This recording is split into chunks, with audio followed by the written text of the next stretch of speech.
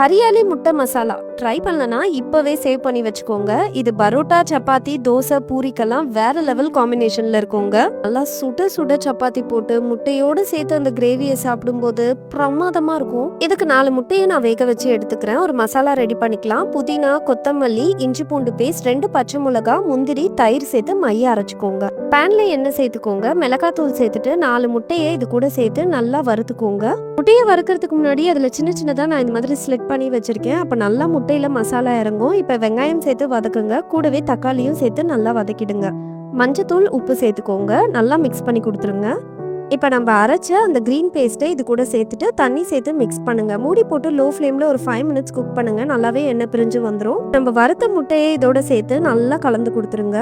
கடைசியாக காஞ்ச வெந்தயக்கீரையை ஆட் பண்ணிட்டு சர்வ் பண்ணுங்க. அல்டிமேட்டாக இருக்குங்க. கண்டிப்பாக ட்ரை பண்ணுங்க. என்ஜாய் பண்ணுங்க.